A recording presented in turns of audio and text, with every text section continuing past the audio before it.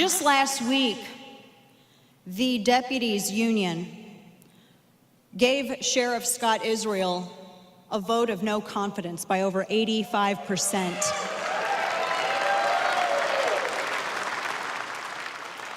They were upset with his leadership and the response to the Parkland massacre.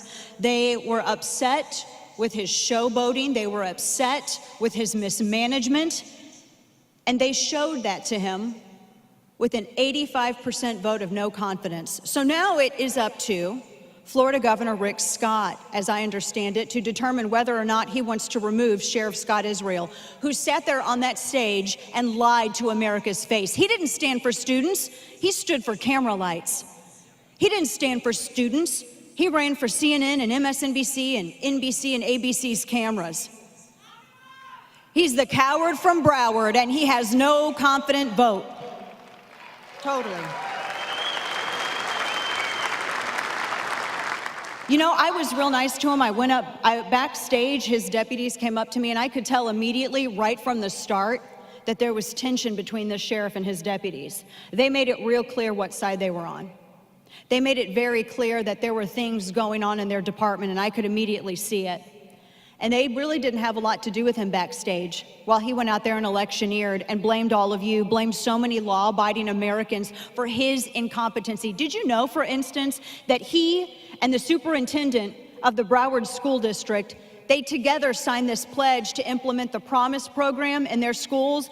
Robert Runcie, who's the superintendent of that district, is very proud of the fact that he reduced criminal offenses, criminal arrests by 63%. And you want to know how he did it? He stopped reporting them. That's exactly what happened. It's like saying, well, we prevented crime because we stopped arresting people. That's exactly what they did in Florida. And you need, one of the things that I really want you to leave here with when you go back to your homes is to find out if your school district has similar programs, because these programs are the kind that actually contributed to the massacre in Parkland, because they coddle these students. And Runcie's proud of it. He liked those federal dollars. And Sheriff Scott Israel signed this pledge, and he was so proud of it, and now he's nowhere to be found.